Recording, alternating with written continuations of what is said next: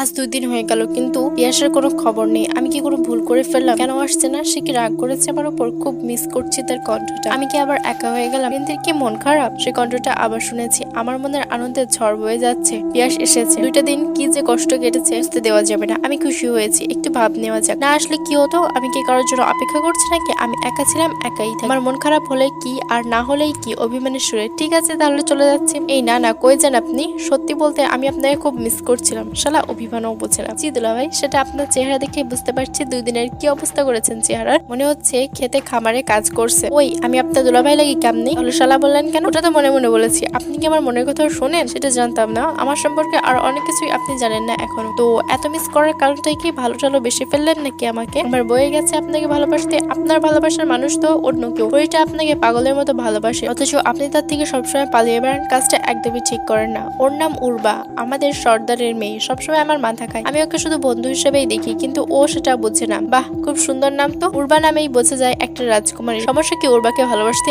এমন একজনকে যে কেউ ভালোবাসতে চাইবে, আর আপনি ওর ভালোবাসা পেয়ে অবহেলা করছেন। হাদারাম জি। ওই কথা সাবধানে বলবেন। আমি হাদারাম না, আমি একজন আলেমের ছেলে। আমার মাথায় বুদ্ধিতে ভরপুর। কে আমার ভালোবাসা পাওয়ার যোগ্য সেটা শুধু আমিই জানি। আর সৌন্দর্য দেখে কখনো ভালোবাসা জন্মায় না, ভালোবাসা আসে হৃদয় থেকে। উর্বার প্রতি আমার কখনোই ভালোবাসা জন্মায়নি, আর জন্মাবেও না। আইসে আমার ভালোবাসার ফোনটি তার, এখনই দেখাচ্ছি মজা। এই বলে দিলাম ওই আংটিতে 3টা ঘষা। সাথে সাথে পুরো রুমটা আলোকিত হয়ে গেল। এমন আলো আমি আর তাকাতে পাচ্ছিলাম না, চোখ বন্ধ করে ফেললাম। রিন্তি, এটা আপনি কি করলেন? আমাকে মাফ করে দেন মিস্টার বডি বিল্ডার। আমি উর্বাকে কথা দিয়েছিলাম আপনার সাথে ওর সাক্ষাৎ করাবো। কাজটা আপনি একদম ঠিক করলেন না। আপনি আমার সাথে বিশ্বাসঘাতকতা করলেন। ততক্ষণে উর্বা এসে বলল, আর কত পালিয়ে বেড়াবে পিয়াস? আজ অনেকদিন পর তোমাকে পেয়েছি। এখানে রিন্তির কোনো দোষ নেই। ও শুধু আমাকে সাহায্য করতে চেয়েছে। রিন্তিকে ভুল বোঝো না। রিন্তির বিষয়টা পরে দেখবো। আমার কথা ভালো করে শোনো উর্বা। আমি তোমাকে আগেও বলেছি, এখনো বলছি, তুমি যেটা চাও সেটা কখনোই সম্ভব না। আমি অতি সাধারণ একটি জিন, আর তুমি রাজকুমারী। সর্দার যদি শোনে আমি তোমার সাথে ইটিস পিটিস করি, তাহলে আমার গর্দান আলাদা করে ফেলবে। আর এত ছোট বয়সে আমি আমার গর্দান হারাতে চাই না। আমি আমার গর্দানকে অনেক ভালোবাসি। উর্বা বলল, কি সব আজে বাজে চিন্তা তোমার? ইচ্ছা করছে আমি নিজেই তোমার গর্দান আলাদা করে ফেলি। তুমি চিন্তা করো না, আমার বাবাকে আমি সামনে নেব। তুমি শুধু একবার হ্যাঁ বলো। না, আমি পারবো না তোমার প্রস্তাবে রাজি হতে। আমার বাবা অনেক সম্মানিত মানুষ। তোমার সাথে আমার সম্পর্ক এটা জানলে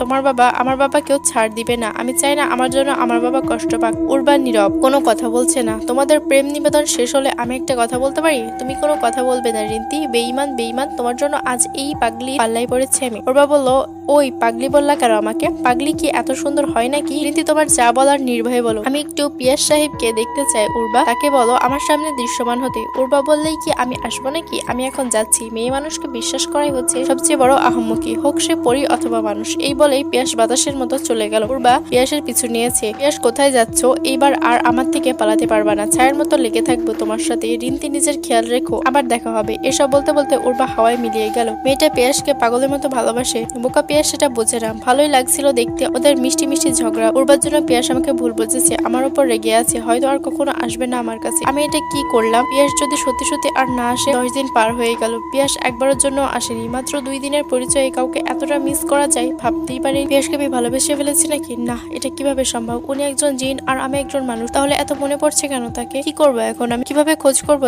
তাকে যে আমার খুব দরকার। তার কণ্ঠটা শোনার জন্য মনটা ব্যাকুল হয়ে আছে। আর 3 দিন পর মা বাবা ফিরবে, আবার সেই আগের জীবন শুরু হবে। আবার আমি একা হয়ে যাব। কেন যে উর্বাকে সাহায্য করতে গেলাম? নিজের বোকামির জন্য নিজের কপালে জুতা দিয়ে মারতে মন চাচ্ছে। একবারের জন্য যদি পিয়াস আসতো, তাহলে আমার মনের কথা সরাসরি বলে দিতাম তাকে। হ্যাঁ, আমি ভালোবেসে ফেলেছি তাকে, হোক সে জিন। ভালোবাসার কাছে সকল যুক্তি অর্থহীন। কিন্তু উর্বার কি হবে? উর্বা যদি জানতে পারে আমি পিয়াসকে ভালোবাসি, তাহলে সে খুব কষ্ট পাবে। এত অল্প সময় মেয়েটা আমাকে তার বন্ধু বানিয়ে নিয়েছে। তাকে কিভাবে কষ্ট দেবো আমি? আমি এখানেই আছি, বলে দেন আপনার মনের কথা। আমি পাগলের মতো চারিদিকে তাকাচ্ছি। পিয়াসের কণ্ঠ শুনতে পেলাম আবার। সত্যি কি পিয়াস এসেছে নাকি ভুল শুনলাম? আমার চোখ থেকে অঝরে পানি ঝরছে। অনেকক্ষণ পর কান্না আসছে খুব। শেষ কবে কান্না করেছিলাম মনে নেই। এতই যেহেতু ভালোবাসেন, তাহলে দূরে ঠেলে দিয়েছিলেন কেন? আমাকে মাফ করে দেন। আমি বুঝতে পারিনি আর কখনো এমন ভুল হবে না। খুব কষ্ট পেয়েছি এই কয়দিনে, কিন্তু আমি তো আপনাকে ভালোবাসি না। কি বললো এটা পিয়াস? আমার ভিতরটা চুরমার হয়ে যাচ্ছে পিয়াসের কথাটা শুনে। জীবনে প্রথম কাউকে ভালো লেগেছে, প্রথম কাউকে একটাবার না দেখে ভালোবেসেছি, কিন্তু মনে হয় আমার ভালোবাসাটা ভুল। সত্যি আপনার ভালোবাসাটা ভুল। আপনি কখনো আমাকে ভালোবাসতে পারেন না।